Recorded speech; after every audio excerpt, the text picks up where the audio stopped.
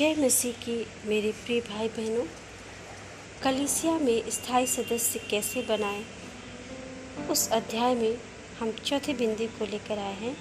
चौथा बिंदु है वे एक वृक्ष के भाग हैं। यूहन्ना 15:5 में लिखा है, मैं दाखलता हूँ, तुम डालियाँ हो। जो मुझ में बना रहता है और मैं उसमें, वह बहुत फल फलता है, क्योंकि मुझसे अलग होकर तुम कुछ भी नहीं कर सकते। दूसरा महत्वपूर्ण प्रकाशन यह है कि आप एक वृक्ष के भाग हैं। यीशु ने कहा कि वह दाखलता है और हम डालियाँ हैं। प्रत्येक जन जानता है कि जब डाली वृक्ष से काटकर अलग कर दी जाती है तो वह सूख जाती है। शाखाओं को स्थायी रूप में बड़ी डालियाँ या वृक्ष के तने में लगे रहना है।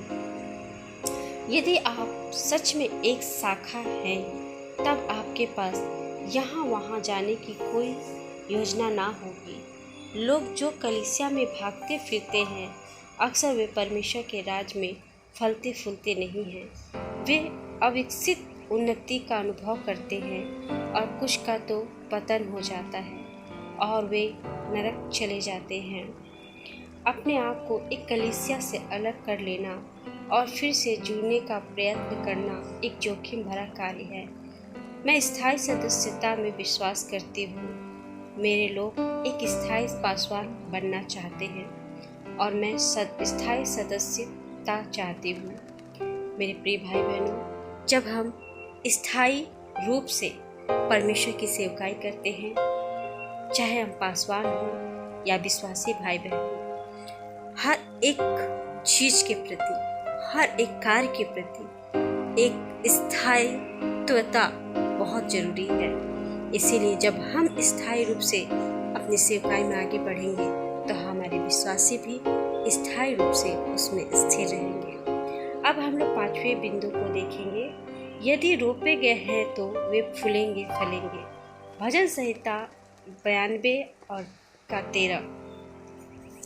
वे यहोवा के भवन में रोपे जाकर हमारे परमेश्वर के आंगनों में फूलेंगे फलेंगे। स्थायी सदस्य होने का अलग कारण है कि आप फूलेंगे फलेंगे। आप ध्यान देंगे कि इन प्रत्येक बातों के लिए मेरे पास पवित्र शास्त्रीय आधार है। मैं जो कुछ आपको बता रही हूँ वह ठोस बाइबल का धर्म सिद्धांत है। मैं यह नहीं कह रही हूँ कि व्यक्ति के पास कलीसिया छोड़ने के कारण नहीं होते। मैं जो कह रही हूँ कि आप लोगों को सिखाएं कि अपने लाभ के लिए स्थायी रूप से जुड़े रहें और स्थायी रूप से रोपे जाएं। भेड़ उसी का अनुसरण करेगी और आज्ञा मानेगी जो उनका चरवाहा उनसे कहता है। बाइबल स्पष्ट रूप से कहती है कि वे जो रोपे गए हैं वे फलेंगे फूलेंगे। आप एक रोपे गए सदस्य की तुलना यहाँ वहाँ फिरने वाले सदस्य से नहीं कर सकते। एक स्थान पर बने रहें, जड़ों का विकास करें और फूले फले संपन्न हो। जब आप एक स्थान पर बने रहते हैं तब आप कलीसिया के लोग हों, अपने बिजनेस के लिए अपने पर निर्भर रहना शुरू करेंगे।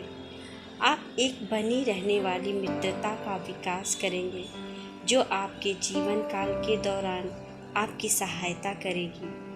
एक स्थान पर कुछ एक वर्षों के लिए रुके रहना आपके लिए संबंधों का विकास करने में सहायक नहीं होगा जिसे आप एक धर्म जीवन के लिए चाहते हैं।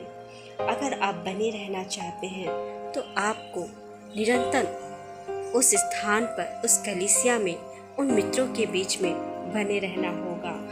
अब हम छठवां बिंदु को देखेंगे। छठवां बिंदु है, जब वे स्थायी हैं तब वे स्वतंत्र रूप से निवेश कर सकते हैं। किसी का निज घर में रहना अत्यंत सुविधाजनक होता है। यह घर किराए पर लेने से एकदम भिन्न होता है। जब आप अपने घर में रहते हैं तब आप स्वतंत्र रूप से निवेश कर सकते हैं। आप अपने रुपए, पैसे, अपने समय और अपने जीवन में खर्च कर सकते हैं। ऐसा क्यों है? क्योंकि यह आपका अपना है और आप वहाँ स्थायी रूप से रहेंगे। कोई भी जन ऐसे घर या मकान पर निवेश करना नहीं चाहेगा जो उसका अपना नहीं है। आखिरकार वह इस स्थान का उपयोग कुछ माह के लिए ही तो करेगा। जब हमने अपने चर्च के लिए भवन को अर्जित कर लिया था, तब हमने स्वतंत्र रूप से उसमें निवेश। जब हम अपने घर हो या चर्च हो अपनापन महसूस करते हैं, अपना समझते हैं, तो उस पर बेझिझक निवेश करना, कार्य करना और उसमें हर एक रूप में, हर एक कार्य में भागीदार होना हम आवश्यक समझते हैं और खुशी महसूस करते हैं। अब हम लोग देखेंगे 7वें बिंदु को। उनके पास एक परिवार होगा कि अपनी विजयों को मनाएं। मैं भविष्य के लिए विश्वास और आशा का प्रचार करती हूँ। मैं सदस्यों से कहती हूँ, सब बातें और अच्छी हो जाएंगी।